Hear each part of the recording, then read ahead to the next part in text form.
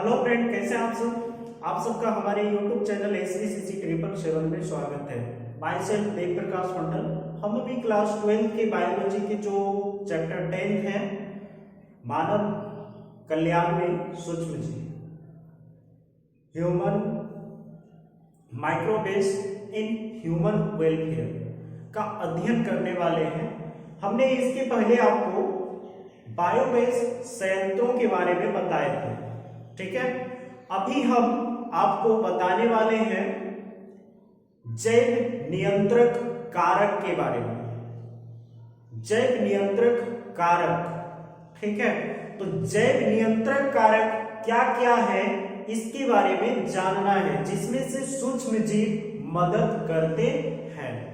किसके बारे में पढ़ना है? जैव नियंत्रक कारक के बारे में पढ़ना है, जो किसके रूप में होते हैं? सूक्ष्म जीव के रूप में होते हैं। ओके, तो देखिए जैव नियंत्रक कारक है क्या? जैव नियंत्रक कारक है क्या, इसके बारे में जानना है। तो जैव नियंत्रक कारक पादप रोग, जो पौधे में रोग होते हैं ना, रोग पीड़कों आदि के नियंत्रण के लिए कुछ जीव वैज्ञानिक विधियों का प्रयोग किया जाता है, उसे जैव नियंत्रक कहा जाता है। ओके, कुछ जीव वैज्ञानिक कारकों का प्रयोग किया जाता है रोकने के लिए, ठीक है। पादप में जो रोग उत्पन्न होते हैं, उस रोग का नियंत्रण पाने के लिए जैव वैज्ञानिक विधि का प्रयोग किया जाता है, इसीलिए उसे क्या कहा जाता है? जैव नियंत्रण कहा जाता है। ओके, तो इसमें क्या लिखना है? जैव नियंत्रक कारक क्या पढ़ना है अभी? जैव नियंत्रक कारक। इसके रूप में सूक्ष्म जीव मदद करते हैं। अब कैसे करते हैं इसी का तो अध्ययन करना है। तो चलिए, सबसे पहला पॉइंट, पादप रोग जैव नियंत्रक किसे कहते हैं इसमें लिखना है आपको। जैसे पादप रोगों, पीड़कों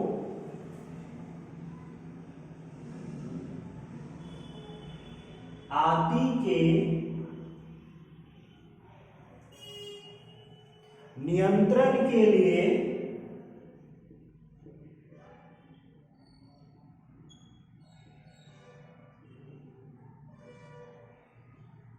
जैव वैज्ञानिक विधि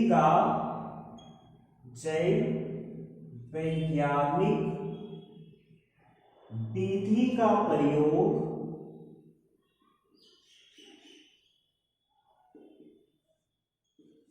करना ही जैव नियंत्रक कहलाता है।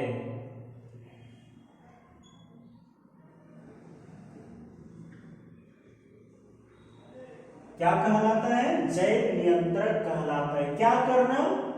पीड़कों जैसे, पादप रोग जैसे, इसको कंट्रोल करने के लिए जो जैव वैज्ञानिक विधि का प्रयोग करते हैं, उसी को क्या कहते हैं? जैव नियंत्रक कहते हैं, ठीक है। दूसरा है, आधुनिक समाज में जो मॉडर्न सोशल है हम लोग का, इस मॉडर्न समाज में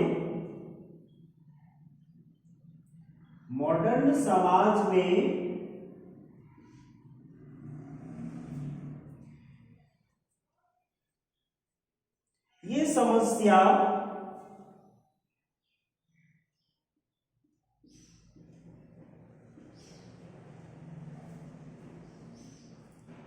रासायनों, पीड़कनाशियों, कीटनाशियों के रूप में की जाती है।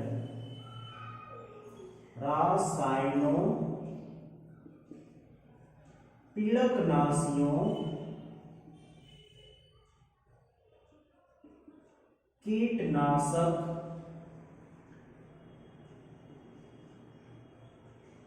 के रूप में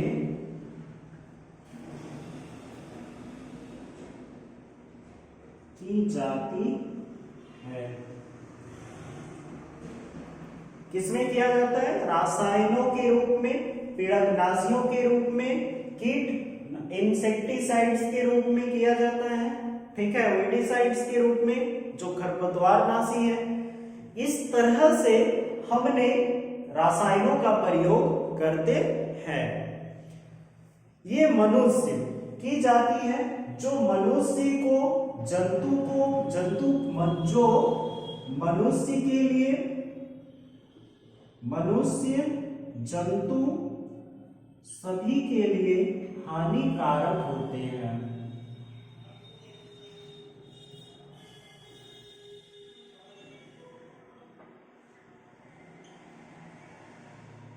हो गया? ये सभी के लिए क्या होते हैं? हानिकारक होते हैं तथा वातावरण को भी क्या कर लेता है? मनुष्य, जंतु सभी के लिए हानिकारक होते हैं तथा वातावरण को दूषित कर लेता है तथा इन्वायरमेंट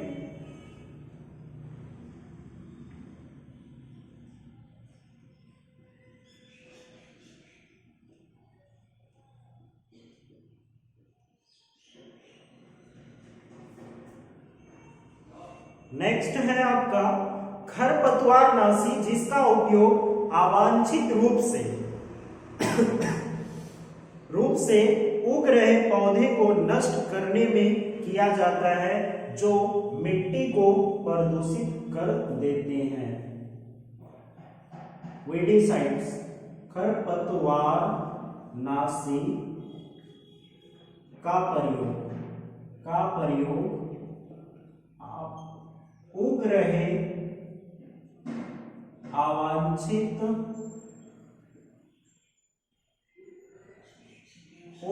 अवांछित पौधों को नष्ट करने में किया जाता है।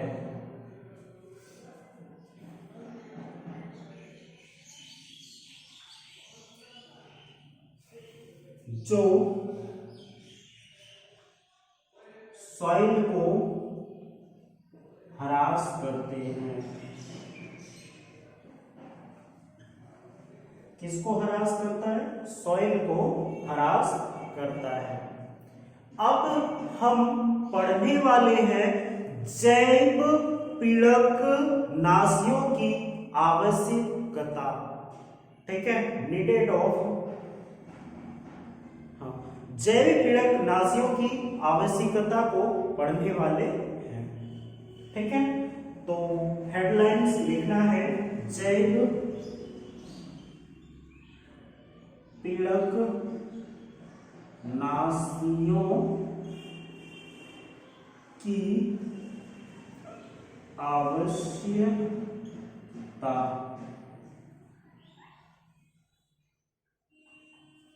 ये है आपका हेडलाइन।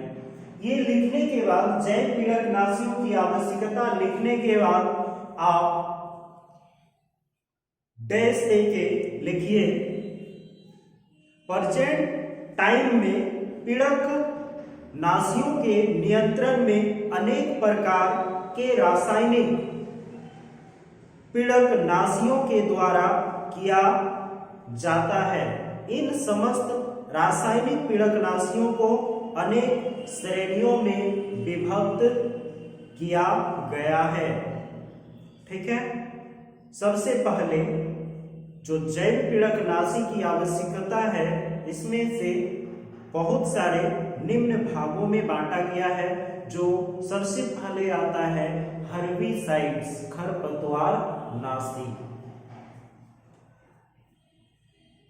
ठीक है। एक है हर्बिसाइड्स,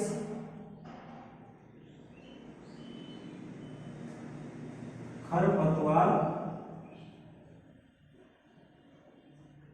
नाशी। दूसरा है रोडेंटिसाइड्स,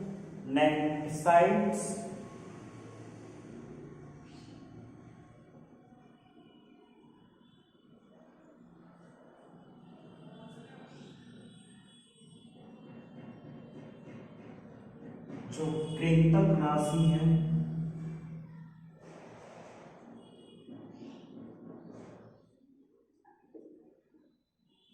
तीसरा है इंसेक्टिसाइड्स,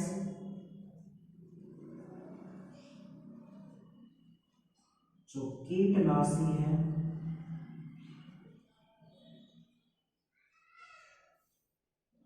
ठीक है, तो हम अभी पढ़ेंगे किसको, हर्बिसाइड्स को, यानी खरपतवार नाशी को पढ़ने वाले हैं।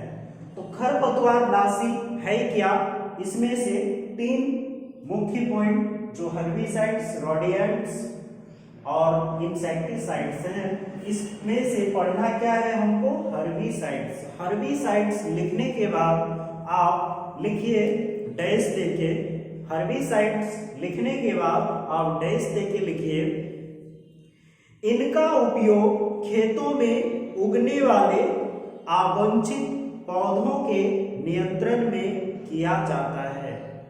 इनका उपयोग, हर्बिसाइड्स का उपयोग किसमें किया जाता है, तो हर्बिसाइड्स का उपयोग खेतों में उगने वाले अवांछित पौधों के नियंत्रण में किया जाता है। लेकिन खरपतवार नाशी से सॉइल पॉल्यूशन हो जाते हैं। ठीक है, खरपतवार नाशी से क्या होता है, सॉइल का पॉल्यूशन हो जाता है। ठीक है, दूसरा है आपका रोडिएंटसाइड्स, जो कृंतकनाशी है, जो चूहे को, खरगोश को मारने में मदद करते हैं। तो ये क्या करते हैं, कृंतकनाशी, इनका उपयोग चूहों, खरगोश जैसे कृंतकों को मारने में किया जाता है। रासायनिक पीड़कनाशियों के, ठीक है, तो रोडिएंटसाइड्स का क्या काम है, रोडिएंटसाइड्स का काम है खरगोश, चूहे जैसे जंतुओं को मारना। ओके, नेक्स्ट है आपका इंसेक्टिसाइड्स। इंसेक्टिसाइड्स का उपयोग, इनका उपयोग विशेषकर कीट के क्लास को उन्मूलन में किया जाता है। मतलब कीट के, इंसेक्टिसाइड्स में इंसेक्ट को मारने के लिए इंसेक्टिसाइड्स का प्रयोग किया जाता है, विशेष कीट को नष्ट करने में किया जाता है। मतलब इंसेक्ट को ही नष्ट करने में इंसेक्टिसाइड्स का प्रयोग किया जाता है। दूसरा है, इसी में यह मनुष्य और जंतु को हानि पहुंचाते हैं। कौन पहुंचाता है, मनुष्य और जंतु को हानि कौन पहुंचाता है, इंसेक्टिसाइड्स। इंसेक्टिसाइड्स मनुष्य को भी और जंतु को भी हानि पहुंचाता है। ठीक है, आगे है इसके दुष्परिणाम। ठीक है, इसका जो हार्म हुआ, ह्रास हुआ, उसका रिजल्ट क्या होता है। ठीक है, तो रिजल्ट मतलब जैव पीड़कनाशियों के प्रयोग से दुष्परिणाम क्या होते हैं। तो रासायनिक पीड़कनाशियों के अत्यधिक उपयोग से अनेक दुष्परिणाम होते हैं।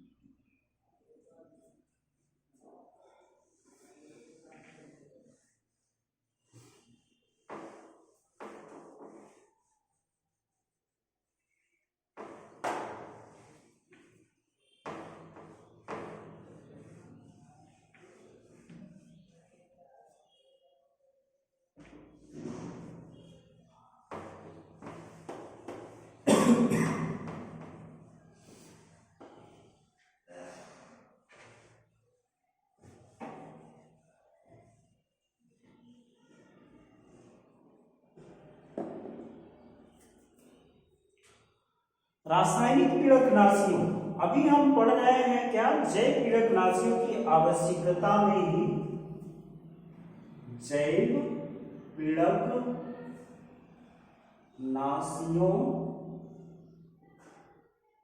की आवश्यकता में ही पढ़ाई कर रहे हैं। इसमें से जैव पीड़कनाशियों के अत्यधिक, हमने आपको ये बताया, इंसेक्टिसाइड्स का भी हमने बता दिया कि इंसेक्टिसाइड्स का प्रयोग इंसेक्ट को मारने में किया जाता है।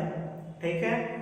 दूसरा ये बताया कि इंसेक्टिसाइड से ह्यूमन बींग्स, एनिमल्स सारे को क्षति पहुंचते हैं, हानि होते हैं। ठीक है। अब हम जानेंगे इसमें कि पीड़कनाशियों, जैव पीड़कनाशियों के अत्यधिक प्रभाव से, अत्यधिक उपयोग से रासायनिक पीड़कनाशियों के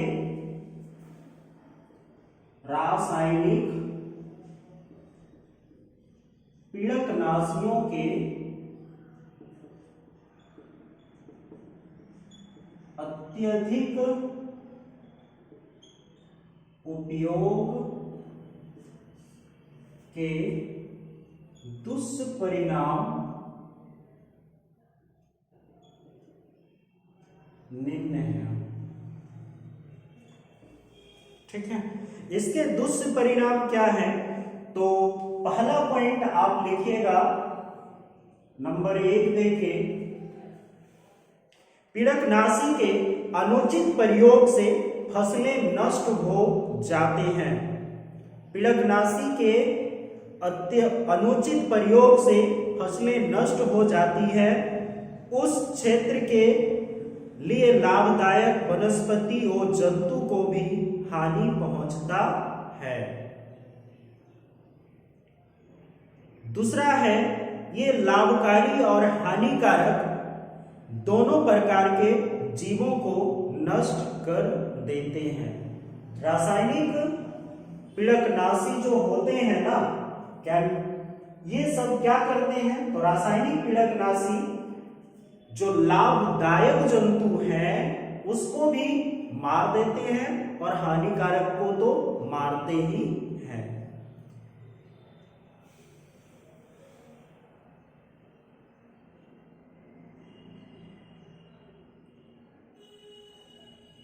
ये सब अब हम जानेंगे कि ये सारे बात को ध्यान में रखने के बाद जो है रासायनिक नियंत्रण के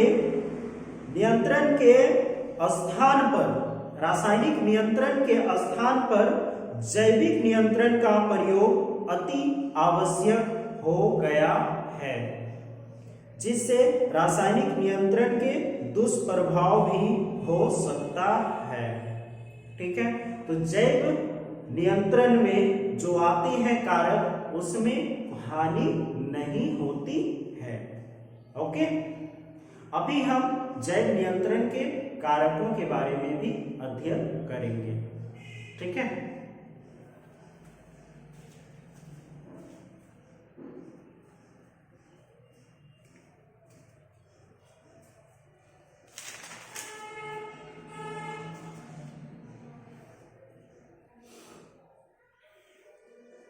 हमने इतना देर आपको रासायनिक पीड़कनाशियों के बारे में बताया, जिसमें रासायनिक पीड़कनाशी इंसेक्टिसाइड्स, जिसमें रसायनों का प्रयोग करके हम जंतु को, ह्यूमन बींग्स को मार देते हैं। ठीक है। रोडेंटिसाइड्स, उसके बारे में भी हमने आपको बताया। और क्या बताया आपको? रोडेंटिसाइड्स और हर्बिसाइड्स के बारे में भी हमने आपको बताया। ठीक है। अभी हम आपको ये बताने वाले हैं कि जैव कीटनाशियों को 2 वर्गों में विभाजित किया गया है। क्या क्या वर्ग है? तो जैव कीटनाशियों को 2 वर्ग में विभाजित किया गया है। एक है जैव खरपतवारनाशी और दूसरा है जैव पीड़कनाशी। ठीक है।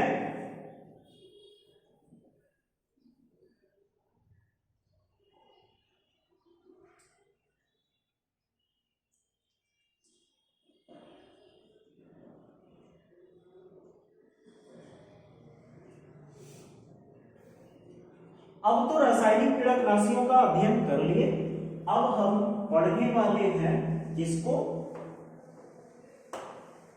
जैव कीटनाशियों को कितने भागों में बांटा गया है। तो जैव कीटनाशियों को 2 भागों में बांटा गया है।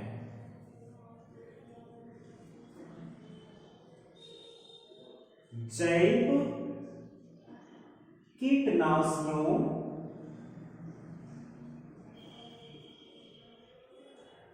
को 2 भागों में बांटा गया है। कितने भाग में? 2 भाग में। नंबर 1 जैव खरपतवार नाशी, जैव खरपतवार नाशी, और दूसरा है जैव पीड़कनाशी।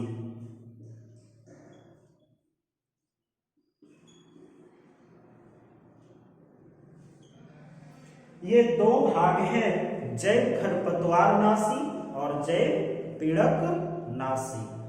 ओके, तो जैव खरपतवारनाशी में सबसे पहला पॉइंट, जैव खरपतवारनाशी का हम अध्ययन करेंगे। नंबर 1 का जैव खरपतवारनाशी,